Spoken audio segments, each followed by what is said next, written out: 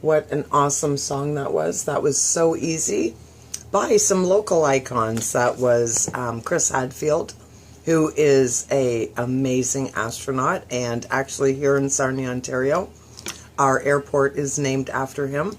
And M. Greiner, who is also from the local area, who is a well-known singer. So hats off to them. That's a great song. And so easy, right? When you listen to the words, it is in reflection of how we look at other people, whether we should judge or not. We do it. We're humans. It's human nature to compare, to judge. We try not to do it in a negative way or in an assumption way, but that's exactly what we do. And quite often we look at other people and we think their life is so easy. Hey, they've got it so good. Look at their car, look at their house, look at their, whatever, look where they live.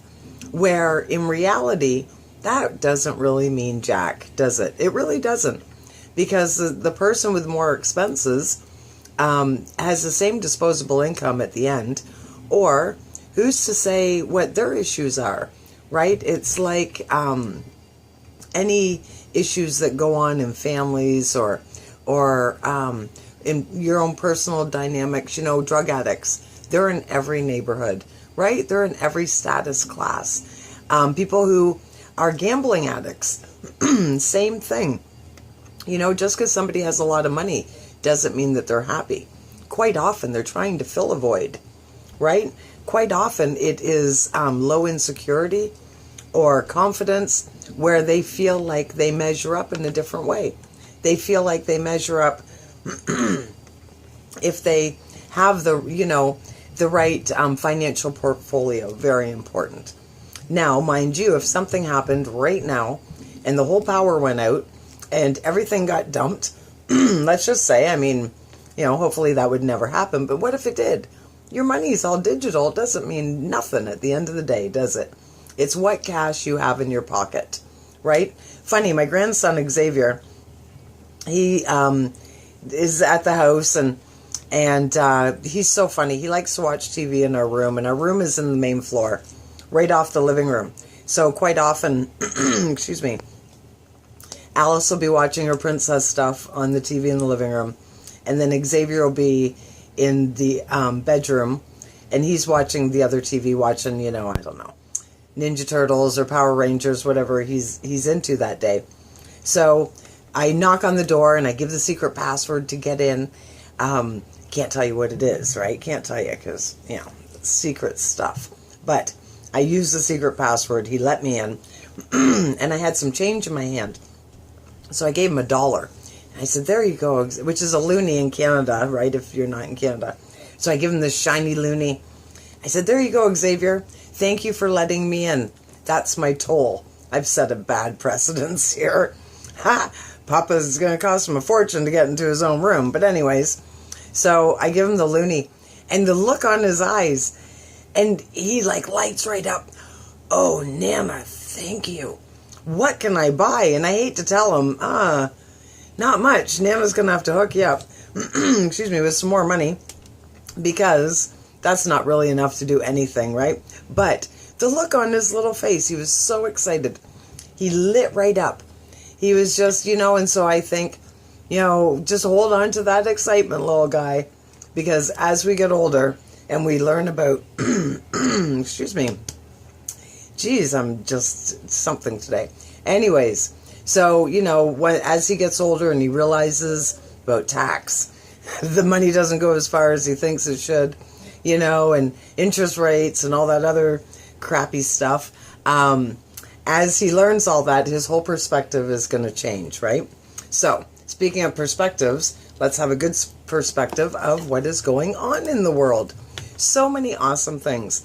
So it seems fitting that Christmas stories, right? We start with a Christmas story. So, when Betzabe Gomez was writing a letter to Santa Claus at her neighbor's house a couple of weeks ago, she wasn't asking for toys or treats. She was begging St. Nick to fix her family's house. She wrote, "Dear Santa, I need help in my house because when it's raining, the rain comes inside. When I look at it, I am sad. This is why I want help. And what if it floods in here? Eek. That's very real stuff. The youngster's neighbor, Araceli Ramos, read her letter and was instantly heartbroken. Bezabe and her family's home was damaged by Hurricane Harvey. After her father endured 5 strokes and dialysis, her mother had to quit her job in order to take care of him. With 5 kids in the family, they have very little money to fix something like a leaky roof. It broke my heart, Ramos said. I thought, dear God, help me to help them. She began reaching out to friends, nonprofits, and businesses, and it seemed that everyone wanted to help. Even government officials got involved. Awesome. Upon hearing about the little girl's situation, State Representative Armando Wale, who was the oldest of 5 children raised by a single mother, got a ladder and fixed Betzabe's roof as best as he could. He also donated 2 space heaters to the family. That little girl tells you a little about humanity and how we should live, Armando said. She wanted her roof fixed and her dad to get better. Isn't that the basics? Isn't that the foundation of what this is all supposed to be about? Humans helping humans. You know, oh wow, that is awesome. And that's awesome that she was compassionate to her situation. Instead of wanting a Barbie, instead of wanting princess stuff and all that other stuff. So fabulous. Next story, very cool. Thanks to, I gotta sit down for these, well I'm sitting down, but for these numbers, like absolutely amazing. A $165 million donation from 2 tech billionaires. Over 24,000 acres of pristine California coastline will be permanently protected for the years to come. A multi-million-dollar contribution from Jack and Laura Dangermond, which was given to the Nature Conservancy, is the single largest donation in the organization's history. The conservation group released a statement last week saying that the donation enabled them to buy out the Cojo Jalama Ranch at Point Conception in Santa Barbara County. The 8 miles of breathtaking California coastline is the home of 39 different threatened and endangered wildlife species. Described as a sanctuary of biological richness and a confluence of ecological, historical, and cultural values across Native American, Spanish, and American histories, the land can even be seen from space, according to the TNC. Miles Sweeney, executive director of the TNC California chapter, said, "There's no place like it. It's where Northern California and Southern California meet. Standing there in the Oaks, looking west across the ocean, you understand why this has been a spiritual place for millennia. This place is special for many reasons. We aim to build on that with a robust applied research agenda that delivers insight for conservationists around the world."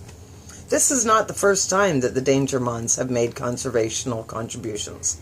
In 1969, they founded the Environmental Systems Research Institute, a privately held geographic information systems software company that they started with $1,100 in savings.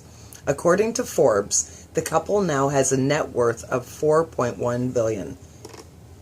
Jack Dangermond said, "We want to inspire more people to give major contributions towards conservation. That's the only reason we've chosen to share our involvement. We want to set an example. Conservation isn't just being nice to animals or plants. It's investing in the continued life support systems of humans and all other species on the planet. We need more people to step up to protect our last great places." That is so true, right? We need to look at the long term, not the short term. That's what it's all about. You know, we have a lot of people on this planet, and we need to find a way for it to work harmoniously with everybody. You know, nature, the animals, the people, everybody together. I know, no easy task. Anything worth achieving is not an easy task, right? So then my last little story here is very cool. You know, we were talking about Christmas Random Acts of Kindness and, you know, how people step out of the box, right? At Christmas time. Quite often, they do things that they wouldn't normally do. And this is an example of that. Although, I would like to just share the concept of we could do this all the time. You know, all the time we could be doing this. I made a New Year's resolution last year to do a random act of kindness every week for the whole year. And I can honestly say I fulfilled that. I'm thrilled to say that. But I didn't post it on Facebook all the time. Like I did here and there sporadically. But same thing. I don't do it so 15 people can write, "Oh, Michelle, you're so good. Oh, you're so awesome." No. That's not what it's about. The only reason I even post any positive things that I do is simply because I want to lead by example. I want to show you. You know, sometimes it's as easy as holding the door open for the girl that's struggling with the stroller. You know, it doesn't have to be attached to money. It's great if you're in a position that you can do that. But that's not realistic for everybody, right? But maybe, you know, like, I was telling you last week that myself and 2 other families here in town, we found a family that none of us knew, and we blessed them with a Christmas dinner, and we bought, oh boy, they bought hundreds of dollars worth of gifts for these 2 little girls that were, I think, also 3 and 5. But for me to buy them Christmas dinner for a small family of 4 cost me about $50. $50, that's a case of beer. $50, what's $50? That's a night out of bowling and a couple beers. Oh my gosh, $50 is like a drop in the bucket anymore. Really, think about it. So to think that I made their Christmas for that, wow, amazing, right? So it's the little things that can make the big differences. So last story. This team of friends are spending their Christmas season decking the halls of Hurricane Harvey victims and the city's homeless. P.J. Simmons and his buddies took on the role of Santa's little helpers last Sunday when they passed out over 1,000 artificial Christmas trees to families in Houston, Texas. The trees, which were donated by the King of Christmas Retail Company, did not just bring holiday cheer to hurricane-affected residents either. Even after Siemens and his friends passed out the majority of fake furs, there was still a few leftovers in the delivery truck. The volunteers then took the trees down to the Boys and Girls Club, Big Brothers, Big Sisters, and Habitat for Humanity. I love it. They also took a few down to a small community of homeless individuals who are currently living in tents by Minute Maid Park. They can look around and have a smile for Christmas. After the mess that Harvey left when we came back, all the mildew and stuff, now to look around and see these Christmas trees near the tents, it is a beautiful thing, says homeless resident Dustin Jones. Isn't that absolutely awesome? See, and they got them for free. So due diligence of handing them out, being the middle person, right? That's the thing. Quite often, we overthink these things. Oh, I can't do anything. I don't have any money. Oh, I have nothing to give. Oh, there's nothing. Oh, bullshit. That's right. I said it. I feel like such a rebel, right? But it's true. You have power. There's things you can do. You've got some skills. You know, can you bake for somebody? Can you shovel somebody's driveway? There's things that you can do. You know, share a song. Don't you ever just get inspired to go on? I do. I don't know. I know I beat by a little different drum, but, you know, I'll hear a really good song that's really uplifting, and then I think to myself, wow, that uplifted me. Maybe it's going to uplift somebody else, and then I share it, right? That's what we're supposed to do. We're supposed to, like, one love. You know, all lives matter, all that other good stuff. Very important that we lift each other up. There's some people we can't help. There's some people that are in a place that they're not ready for help or they don't want help. That's okay. You know, you just have to let them know that the door is open. But the people that are open to help, that are receptive to help, let's get in there and help them as much as they can. So, this is the last good news report for 2017. Wow, this year just blew by.